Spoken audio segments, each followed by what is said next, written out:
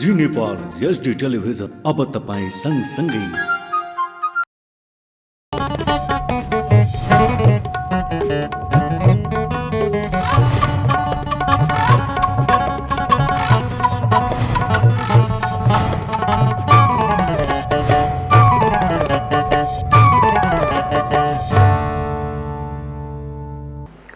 नमस्कार, जी नेपाल न्यूजमा स्वागत छ। म सोनु थापा। सुरु गरौं प्रमुख समाचारका शीर्षकहरूबाट। एमालेको विरोधका कारण आज पनि राष्ट्रिय सभाको बैठक अवरुद्ध। अर्को बैठक साउन 24 गते बुधबार बस्ने।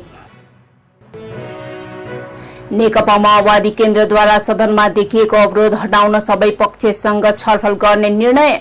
सांसदहरूलाई आफ्नो भूमिकामा वृद्धि गर्न प्रधानमन्त्री दाहालको निर्देशन। मन्त्री परिषदद्वारा पारित भएको शिक्षा विधेयकलाई लिएर थारू समुदायद्वारा आपत्ति। राज्यले थारू समुदायमाथि पटक पटक शोषण गरेको आरोप।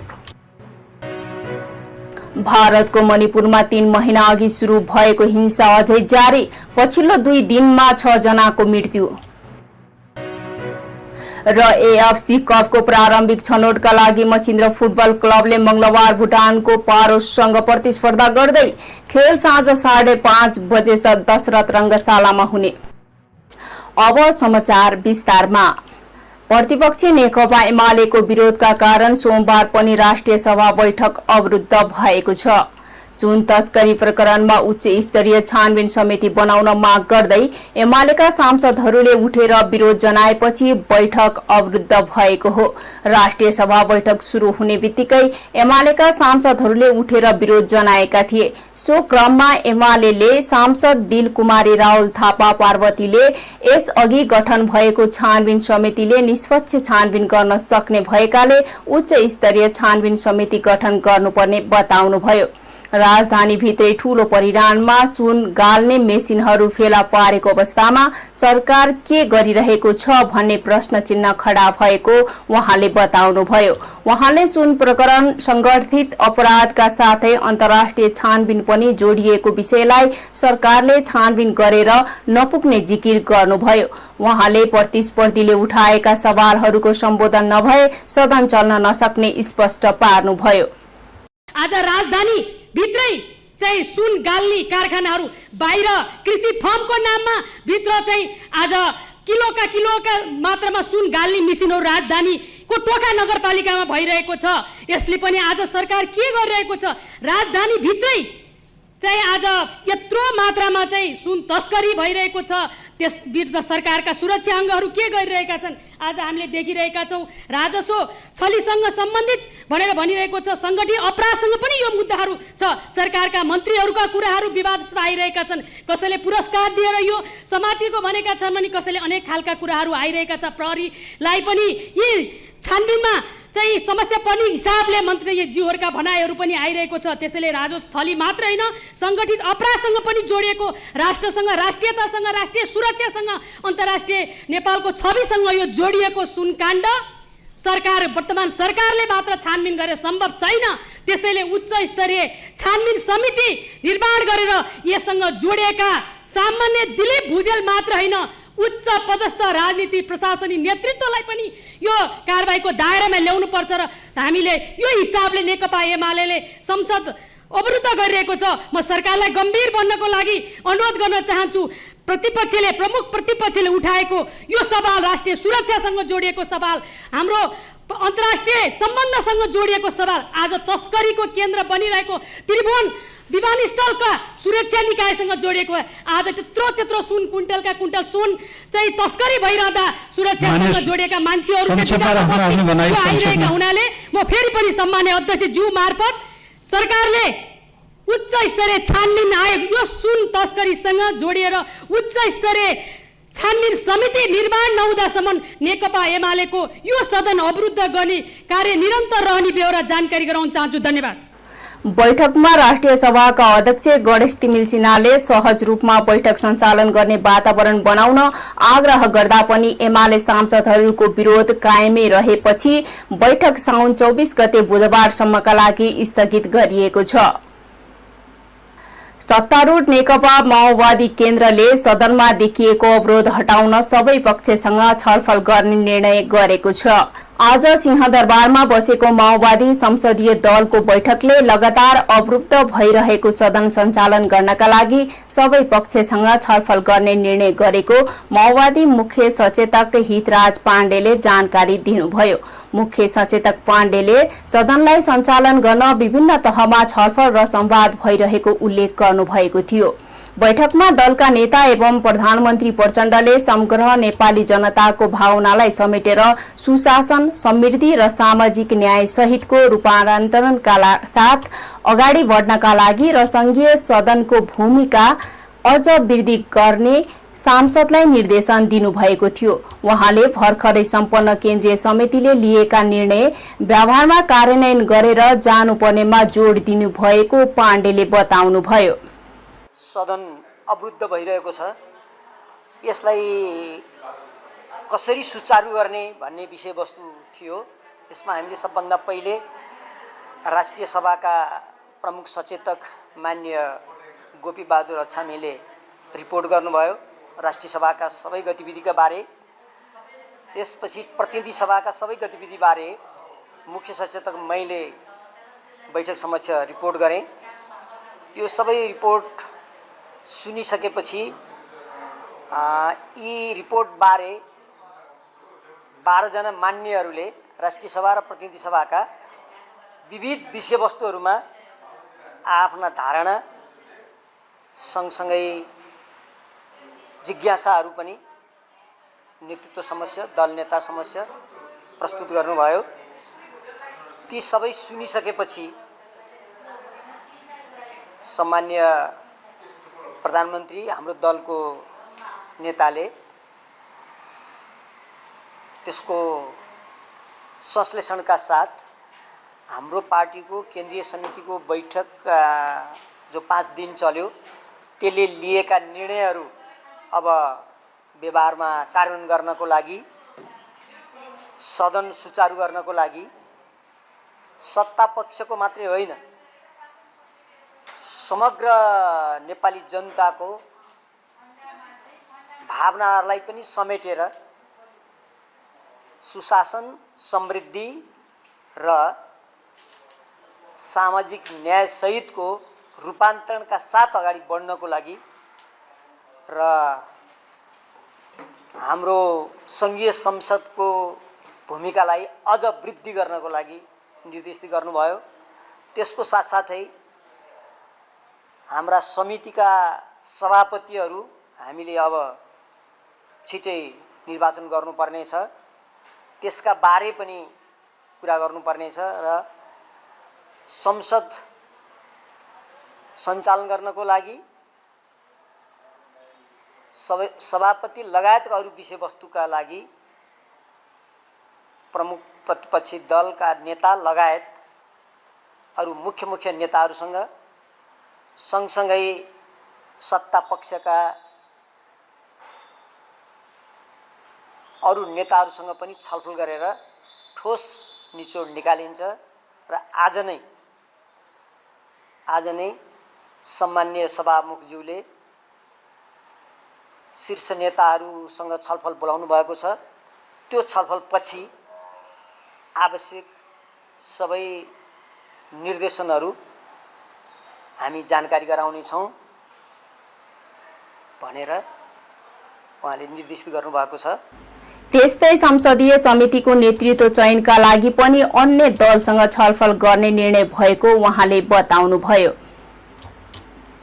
मन्त्री परिषदद्वारा पारित भएको शिक्षा विधेयकलाई लिएर थारू समुदायहरूले आपत्ति जनाएका छन्। संघीय शिक्षा ऐन संशोधन गर्ने बनेको विधेयकले मधेसी, आदिवासी, जनजाति, दलित, पिछडा वर्ग वा अल्पसंख्यक मुसलमान समुदाय र थारूलाई 22% आरक्षणको व्यवस्था गरी तराई मधेसका नाममा सुनियोजित रूपले थारूहरूको अस्तित्व, पहिचान र अधिकार समाप्त गर्न खोजेको भन्दै उनीहरूको आपत्ति जनाएका हुन्। एक रिपोर्ट। शिक्षा विधेयकलाई लिएर थारू समुदायहरूले आपत्ति जनाएका छन्। संघीय शिक्षा ऐन संशोधन गर्न बनेको विधेयकले मधेसी, आदिवासी, जनजाति, दलित, पिछडा वर्ग वा अल्पसंख्यक मुसलमान समुदाय वा थारूलाई 22% आरक्षणको व्यवस्था गरी तराई मधेसका नाममा सुनियोजित रूपले थारूहरूको अस्तित्व, पहिचान र अधिकार समाप्त गर्न खोजेको भन्दै आपत्ति जनाएका हुन्। आज काठमाडौँमा पत्रकार सम्मेलन गर्दै उनीहरूले उक्त शिक्षा विधेयक थारू समुदायका लागि स्वीकार्य नभएको बताएका छन्। यथास्थितिमा शिक्षा विधेयक पारित गर्न खोजेमा सरकारले कडा मूल्य चुकाउनु पर्ने उनीहरूको चेतावनी छ। पत्रकार सम्मेलनमा थरवट थारूवान राष्ट्रिय मोर्चाका संयोजक श्रवण चौधरीले राज्यले थारू समुदायहरूमाथि पटक पटक शोषण गरेको आरोप लगाउँदै अहिले पनि शिक्षा विधेयकमा पनि थारूहरूलाई राज्यले दमन गर्न खोजेको बताए। तराईमा रहेको मधेसी, थारू, मुस्लिम, दलितलाई 22%ले मात्रै नपुग्ने उनले बताए। उनले थारू आन्दोलनमा सहभागी भएकै कारण अन्य थारूहरू कारागारमा रहेको भन्दै उनीहरूलाई रिहा गर्न माग पनि गरे। थारूलाई भोट ब्याङ्कको रूपमा मात्रै प्रयोग गरेको छ सबै पार्टीहरूले। तसर्थ हाम्रो निष्कर्ष के हो भने परिवर्तनकै नाममा हामीले, संघीयताकै नाममा, पहिचानकै नाममा हामीले आन्दोलन गर्दै गर्दाखेरि टिकापुर घटना घट्यो। टिकापुर घटना घटिराख्दाखेरि मान्य रेशमलाल चौधरीको रिहाई भयो, आम माफी भयो। तर अझ पनि हाम्रा थारूहरू जेलबन्दी छन्। त्यो जेलबन्दीहरूलाई पनि रिहा हुनु पर्यो। सरकारले लिएको सीमा, नागरिक उन्मुक्ति पार्टीले लिएको सीमा असोज 3 सम्म छ। यो फैसला भएर, आम माफी भएर नागरिक उन्मुक्ति पार्टी सरकारमा जाँदै गर्दाखेरि उहाँको बीचमा आन्तरिक सहमति असोज 3 बाँकी रहेका राजबन्दीहरूलाई पनि रिहा गर्नुपर्छ भन्ने छ। त्यसले गर्दाखेरि म यो पत्रकार सम्मेलनबाट त्यो पनि आग्रह गर्न चाहन्छु कि हामी असोज 3 सम्म हेर्छौँ। यो शिक्षा ऐनको विषयमा त हामी आज र भोलिसम्म मात्रै हेर्छौँ। त्यसपछि यो राज्यले हामीले 72 सालको आन्दोलन, 62 सालको आन्दोलन, माओवादीको जनयुद्ध, जति पनि परिवर्तनका आन्दोलनहरू भए र यो देशका भूमिपुत्र थारूहरू हुन्। यसको मूल्य यदि हामीलाई हाम्रो अधिकार पहिचानबाट हामीलाई पूर्ण विश्वास दिलाएन, हामीलाई अधिकार सम्पन्न बनाएन भने यसको मूल्य राज्यले, यो सरकारले, यो देशले चुकाउनु पर्छ। त्यस्तै पूर्व सांसद गङ्गा थारूले संविधानले थारू क्लस्टरमा परिचय दिए पनि थारूहरूको पहिचान र आउने सन्ततिहरूको अधिकारमाथि खेलवाड भइरहेको बताए। काङ्ग्रेसका नेता एवं प्रतिनिधि सभा सदस्य तेजुलाल चौधरीले संविधानको भावना विपरीत शिक्षा ऐन ल्याउन लागेको भन्दै उक्त शिक्षा ऐन मन्त्री परिषदले फिर्ता नलिएको खण्डमा अप्ठ्यारो पर्ने चेतावनी पनि दिएका थिए। जी नेपाल 4K टेलिभिजनका लागि विक्रम दाहाल, काठमाडौँ। नेपाली कांग्रेसको भातृ संस्था नेपाल महिला संघको केन्द्रित नेतृत्वले विधान पारित 12 जिल्लाका सभापतिलाई हटाइएको भन्दै अर्को पक्षले आपत्ति जनाएको छ। सोमबार काठमाडौँमा पत्रकार सम्मेलन गर्दै 20 केन्द्रीय सदस्यले जिल्ला सभापतिलाई हटाउने निर्णय नसच्याए देशभर समानान्तर समिति बनाउने चेतावनी समेत दिएका छन्। महिला संघमा लामो समयसम्म संगठनमा काम गरेका नेता कार्यकर्तालाई पाखा लगाउने उद्देश्यले कसैको निहित स्वार्थ पूरा गर्नका लागि महिला संगम विग्रह ल्याइएको उनीहरूको आरोप छ। उनीहरूले 3 दिनभित्र उक्त निर्णय सच्याउन अल्टिमेटम समेत दिएका छन्। विधान विपरीत काम गरेको भन्दै संघकी अध्यक्ष उषा राउत मिश्रलाई बर्खास्त गर्नुपर्ने केन्द्रीय सदस्य रीता शाहीले बताउनुभयो। नेपाली कांग्रेस अहिले एउटा कठिन घडीमा उभिएको छ। यो अवस्थामा नेपाली कांग्रेस मात्र नभई कांग्रेस भारतीय तथा शुभचिक संस्थाहरूको आम सहमति गरेर जानु आजको आवश्यकता हो। तर आम सहमति गरेर जानुपर्ने यो अवस्थामा नेपाल महिला संघको केन्द्रीय नेतृत्वले संघको विधान विपरीत 12वटा जिल्लाको सभापतिलाई हटाइनु खेदजनक विषय हो। यस्तै सहमतिका साथ अगाडि बढ्नुपर्ने आजको आवश्यकता विपरीत केही जिल्ला मनोमानी ढङ्गले नयाँ नेतृत्व तोकिएको खबर सामाजिक सञ्जालबाट जानकारी पाउनुपर्ने अवस्था अत्यन्तै दुःखद हो। माथि पार्टी नेपाली कांग्रेस देशभरि संगठन सुदृढीकरण अभियान सञ्चालन गरिरहेको समयमा पार्टीभित्र नै विग्रह ल्याउने गरी नेपाल महिला संघका अध्यक्ष उषा राउत मिश्रले विधानभन्दा विपरीत 12 जिल्लाको जिल्ला अध्यक्षलाई बर्खास्त गर्नु घोर आपत्तिजनक विषय हो। नेपाल महिला संघ विधान महाधिवेशन गर्ने जिम्मा पाएको नेतृत्व धमाधम जिल्ला नेतृत्वले नेपाल महिला संघको विधानको धारा 41 भएको व्यवस्था विपरीत जिल्ला अध्यक्ष जिम्मेवारी तोक्नु हास्यास्पद विषय हो। संघको विधान धारा 38 भएको अवस्था अनुसार स्पष्टीकरण समेत मौका नदिई निगाहका भरमा नयाँ अध्यक्षको जिम्मेवारी सुम्बनु लोकतान्त्रिक पद्धतिकै उपास हो।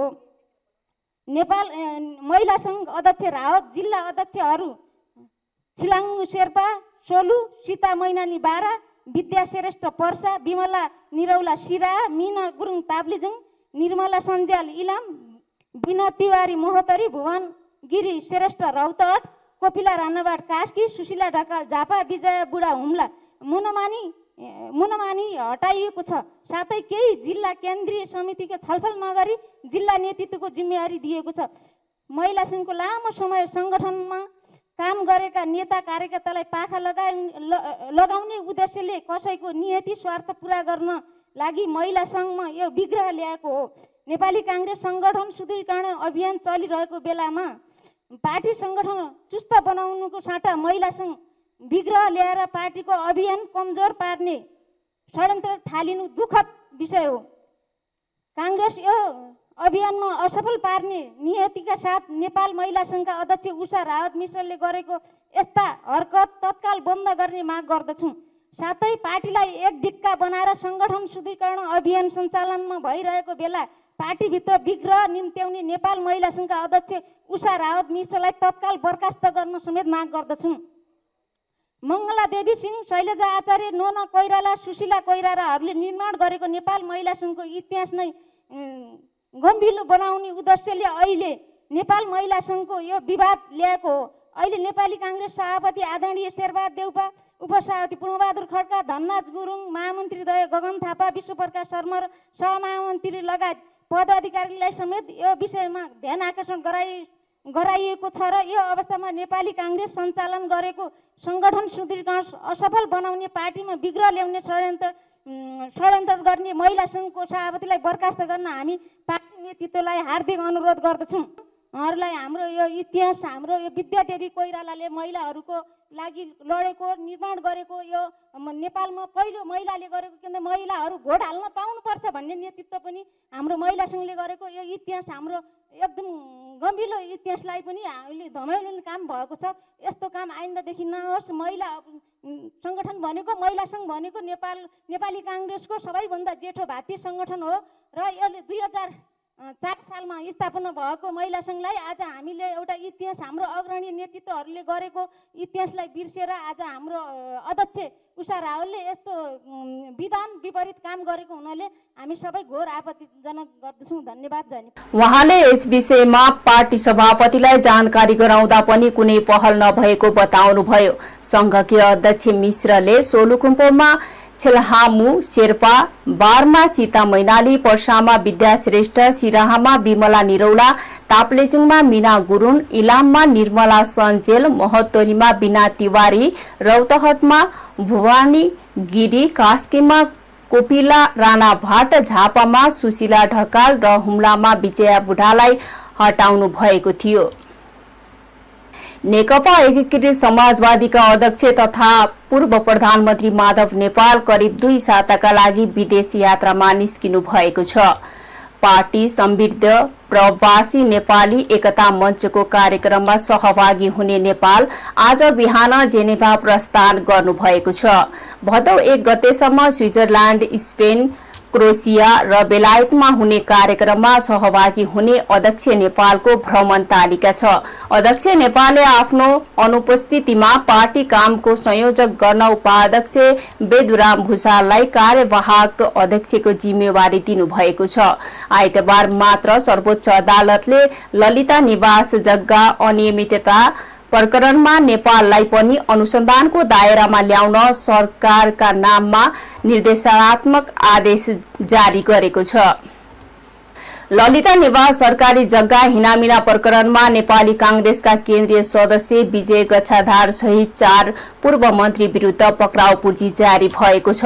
केन्द्रीय अनुसन्धान ब्यूरोका अनुसार पूर्व मन्त्रीहरू गच्छाधार सहित डम्बर बहादुर श्रेष्ठ, चन्द्रदेव जोशी र सञ्जय कुमार शाह विरुद्ध पुर्जी जारी भएको हो। पूर्व मन्त्रीहरू विरुद्ध ललिता निवासको सरकारी जग्गा हिनामिना प्रकरणमा सरकारी लिखित कृत्य गरेर व्यक्तिको नाममा लैजान भूमिका खेलेको आरोप छ। अख्तियार दुरुपयोग अनुसन्धान आयोगले चलाएको भ्रष्टाचार सम्बन्धी मुद्दामा पनि गच्छाधार जोशी र श्रेष्ठ प्रतिवादी थिए। सीआईबीले यसअघि यो प्रकरणमा 4 पूर्व सचिव सहित 406 जना विरुद्ध पक्राउ पुर्जी लिइसकेको छ।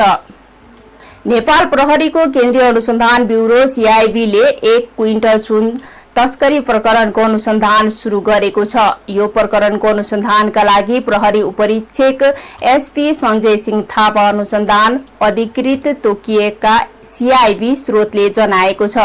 त्रिभुवन विमानस्थल भन्सार कार्यालयबाट बाहिरिएको सुन 2 साउनमा राजस्व अनुसन्धान विभागले सिना मंगलबाट बरामद गरेको थियो। सो प्रकरणमा राजस्व चुहावटमा 20 दिनसम्म अनुसन्धान गरेको विभागले आइतबार सबै फाइल र पक्राउ परेका 18 जना प्रहरीलाई बुझाएको थियो। पहिले सुन तस्करी प्रकरणको प्राविधिक पाटोमा मात्र अनुसन्धान गरिरहेको सीआईबीले सोमबारदेखि भने औपचारिक रूपमा अनुसन्धान सुरु गरेको हो। यसअघि राजस्व अनुसन्धान विभागले गरिरहेको अनुसन्धानमा सहयोग गर्न प्रहरी प्रधान कार्यालयले एसपी कृष्ण पंगेनीलाई खटाएको थियो। अहिले पंगेनीलाई पनि सीआईबीको अनुसन्धानमा सहयोग गर्न खटाएको प्रधान कार्यालय स्रोतले बताएको छ। नेपालगञ्ज उपमहानगरपालिकाको न्यायिक समिति सदस्यमा रुमिता श्रेष्ठ र कौशल कुमार धोबी निर्वाचित भएका छन्। उपप्रमुख संयोजक रहने समितिमा 2 जना सदस्य चुनिन बाँकी थियो। 2 जना सदस्यका लागि 14 जनाको उम्मेदवारी परेकोमा सर्वाधिक मत प्राप्त गर्ने श्रेष्ठ र धोबी निर्वाचित भएका हुन्। श्रेष्ठ र धोबीले क्रमशः 74 र 61 मत प्राप्त गरी विजय हासिल गरेका हुन्। श्रेष्ठ वडा नम्बर 4 को वडा सदस्य र धोबी वडा नम्बर 20 का वडा अध्यक्ष हुन्। निर्वाचन अधिकृत खिमानन्द अर्यालका अनुसार 114 जना मतदाता रहेकोमा 100 जनाले मतदानमा भाग लिएका थिए, जुन कुल मतदाताको 87.72% हुन्छ। नेपालको संविधान 2072 को धारा 117 बमोजिम उपमहानगरपालिकामा रहने न्यायिक समितिको संयोजकमा नगर उपप्रमुख रहने र 2 जना सदस्यको हकमा नगर सभा सदस्यहरू मध्येबाट निर्वाचित सदस्य रहने कानूनी व्यवस्था बमोजिम निर्वाचन भएको अर्यालले जानकारी दिनुभयो। नवनिर्वाचित सदस्यहरूलाई न्यायिक समिति संयोजक एवं उपप्रमुख कमरुद्दिन राहीले शपथ खुवाउनु भएको थियो। नगर प्रमुख प्रशान्त विष्ट र निमित्त प्रमुख प्रशासकीय अधिकृत गोर्ख बहादुर थापाले संयुक्त रूपमा प्रमाण पत्र प्रदान गरेका थिए। लुम्बिनी प्रदेशका सभामुख तुलाराम घरतीले वर्तमान व्यवस्थाले स्थानीय तहले प्रदेश सभालाई नचिन्ने बताउनु भएको छ। प्रदेश सभासँग स्थानीय तह जोड्ने उपायको खोजीबारे पत्रकारहरूसँग छलफल गर्दै सभामुख घरतीले संघीय सरकार, स्थानीय सरकार र प्रदेश सभा बीच समन्वय नहुँदा बनेका कतिपय कानूनहरू एक आपसमा बाजिएको बताउनुभयो। 3 वटा सरकारको समन्वय नहुँदा बनेका कानून समेत कार्यान्वयन हुन नसकेको उहाँले बताउनुभयो। प्रदेश सभा र स्थानीय सरकार बीच सम्बन्ध र समन्वय गर्न लुम्बिनीमा प्रदेश सभाले स्थानीय सरकारसँग प्रदेश सभा कार्यक्रम सञ्चालन गर्ने तयारी गरेको बताउनुभयो। उहाँले प्रदेश सभाले निर्माण गरेका कानूनहरूका बारेमा कतिपय पालिकाहरूलाई जानकारी नै नभएको उदाहरणहरू प्रस्तुत गर्दै प्रदेश सभा र स्थानीय सरकार बीच तुलनात्मक अध्ययन गर्ने षड्यन्त्रको अभाव रहेको पनि उल्लेख गर्नुभयो। स्थानीय तहहरूसँग प्रदेश सभा कार्यक्रम मार्फत प्रदेशका 109 वटै पालिका र प्रदेश सभा बीच समन्वय हुने गरी कानून निर्माण र कार्यान्वयनका विषयमा छलफल गरिने उहाँले बताउनुभयो। राष्ट्रिय जनमुक्ति पार्टी सहितको 6 दलले गरेको बन्दको आह्वानले पूर्वका 9 जिल्लाको जनजीवन प्रभावित भएको छ। लालमोहर दिवसको अवसरमा आज लालमोहर सन्धिको मर्म अनुसार अरुण पूर्वका 5 थर ताप्लेजुङ, इलाम, झापा, मोरङ, सुनसरी, धनकुटा, तेह्रथुम, सङ्खुवासभा, जिल्लालाई लिम्बुवान राज्य बनाइनुपर्ने माग राख्दै बन्दको आह्वान गरिएको हो।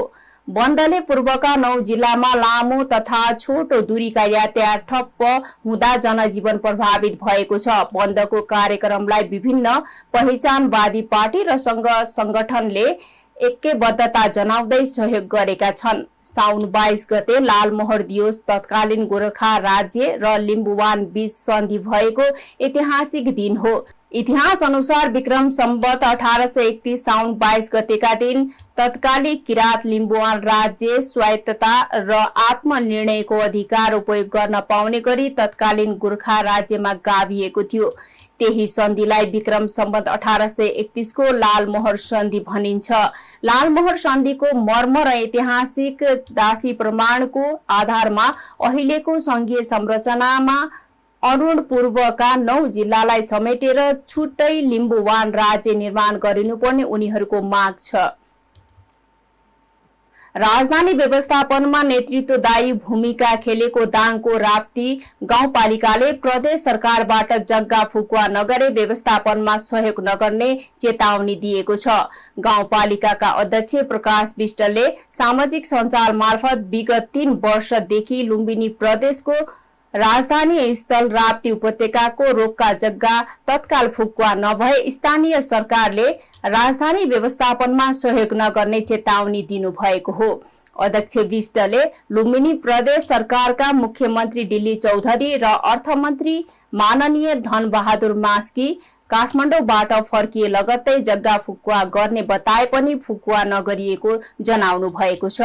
मुख्यमन्त्री र अर्थमन्त्रीले 3 वर्षदेखि रोक्का गरेका जनताको जग्गा तुरुन्तै क्याबिनेट बसेर फुकुवा गर्ने सहमति गरेपछि विभिन्न बहाना बनाएर फुकुवा नगरेको पनि बताउनु भएको छ।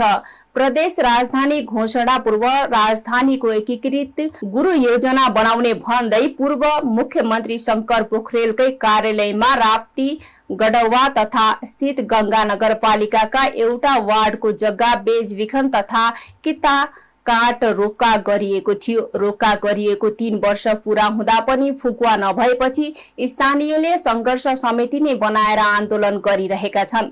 गत वैशाख 18 गते सरकार र जग्गा फुकुवा संघर्ष समितिसँग भएको वार्तामा 1 महिना भित्र जग्गा फुकुवा गर्ने सहमति भए पनि सरकारले विभिन्न बहाना देखाउँदै अहिलेसम्म जग्गा फुकुवा गर्न तयार नदेखिएको अध्यक्ष विष्टले बताउनुभयो।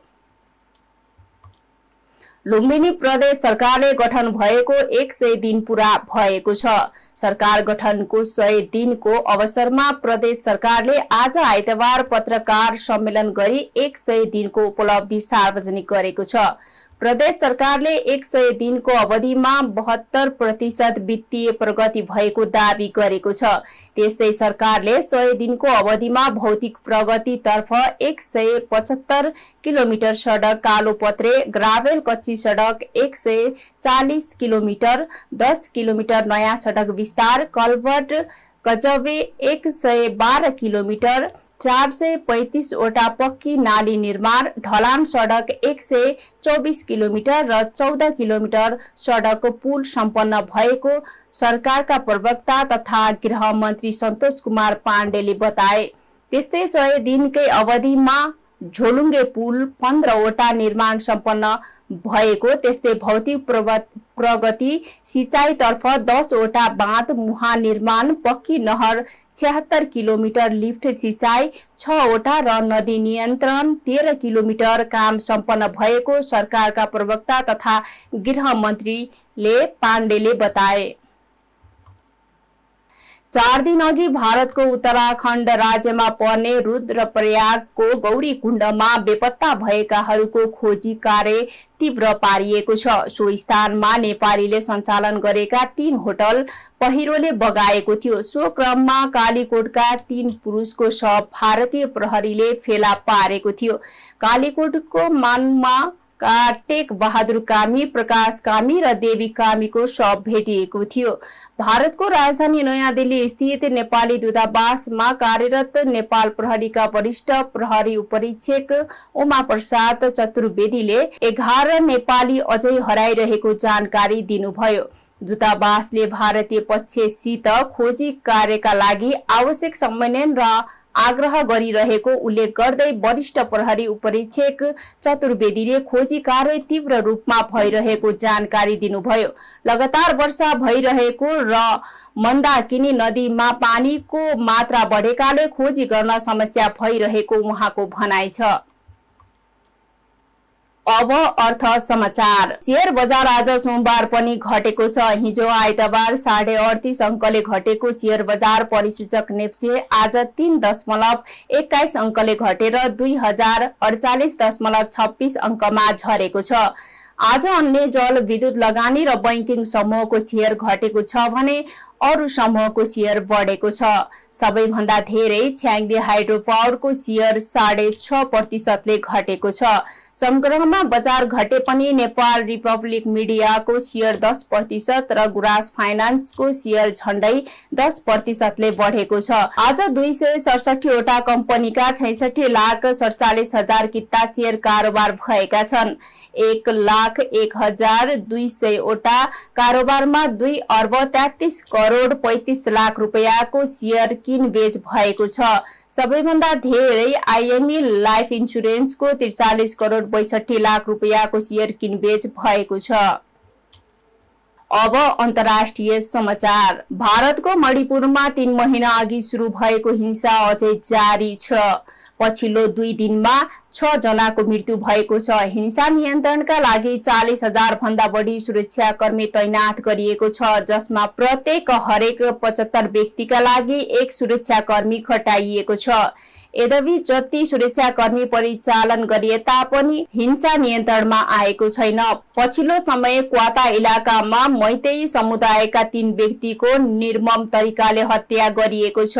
हिंसा गर्नेहरूले बन्दुक र मोर्टारले एक अर्कामाथि प्रहार गर्दा 6 जनाको मृत्यु भएको हो।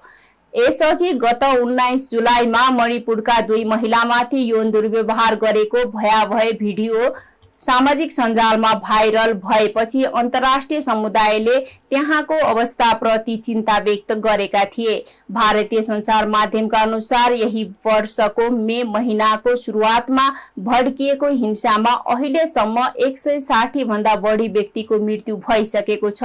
50,000 भन्दा धेरै मानिस विस्थापित हुँदा कैयौंको संख्यामा स्थानीयको घर जलाइएको छ। मणिपुरमा मैतेई र कुकी समुदायका व्यक्तिहरू एक अर्कामाथि आक्रमण गर्न नपाउने भन्नका लागि दुवै क्षेत्रमा सुरक्षा घेरा बनाई बसेका छन्। मैतेई र कुकी समुदायका मानिस बीच तनाव कैयौं दशक यता चल्दै आएको छ। केही वर्ष यता भने एक अर्काको जमिन कब्जा गर्ने निहुमा हिंसा भड्केको हो। अब खेल समाचार। मछिन्द्र फुटबल क्लबले एएफसी कपको प्रारम्भिक छनौटका लागि मंगलबार भुटानको पारो एफसीसँग प्रतिस्पर्धा गर्दैछ। खेल मंगलबार साँझ 5:30 बजे काठमाडौँको त्रिपुरेश्वर स्थित दशरथ रंगशालामा हुनेछ।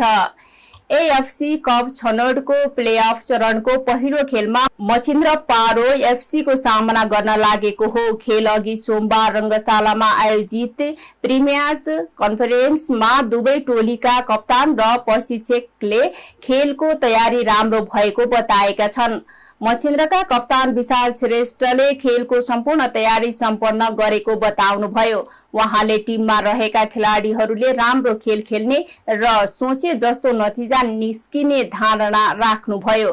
त्यस्तै मछिन्द्रका प्रशिक्षक किशोर केसीले भुटानको पारो राम्रो टिम भएकाले खेल सुरु भएपछि रणनीति बुझेर त्यही अनुसार प्रदर्शन गर्नुपर्ने जिकिर गर्नुभयो। मछिन्द्रमा 7 जना खेलाडी थप गरिएको भन्दै उहाँले आवश्यकता अनुसार मैदानमा उत्राउने बताउनुभयो।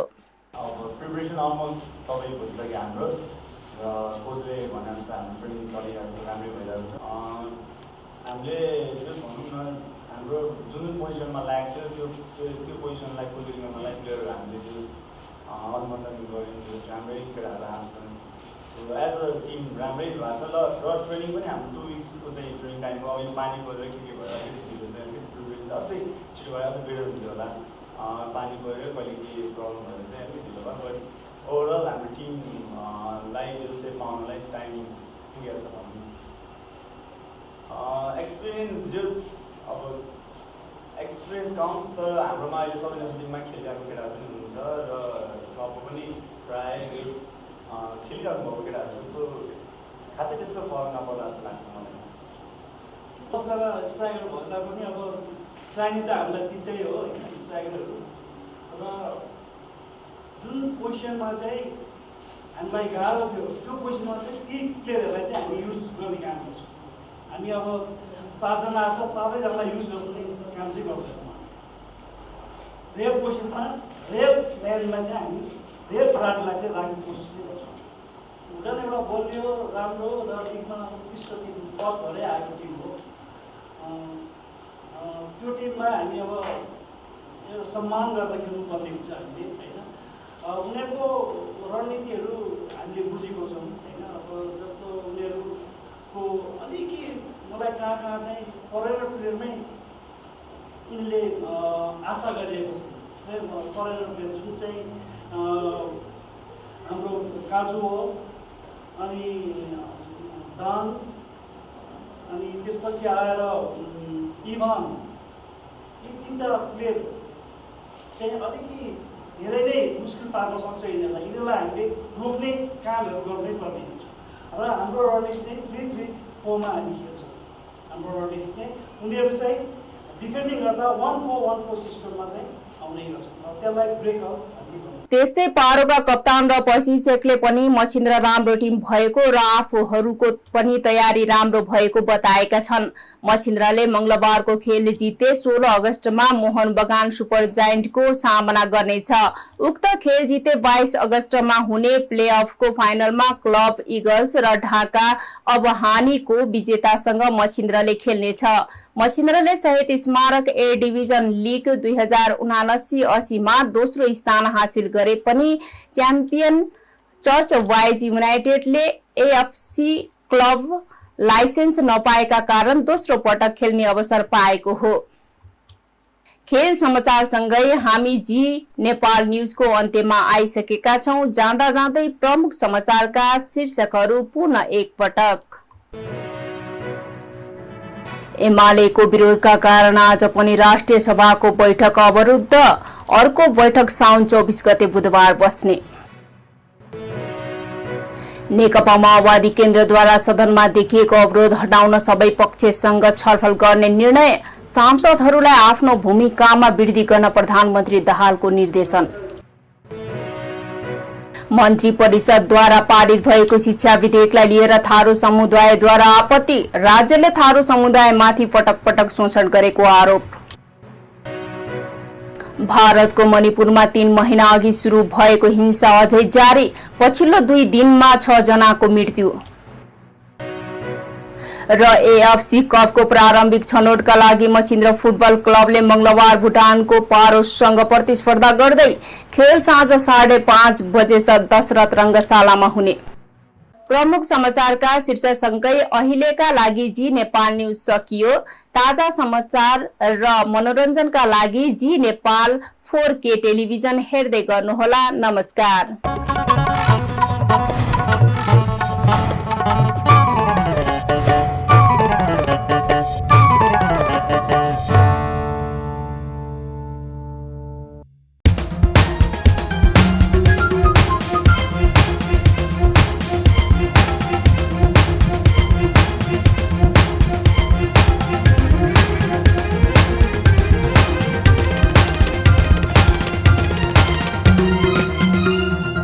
जी नेपाल HD टेलिभिजन अब तपाईं सँगसँगै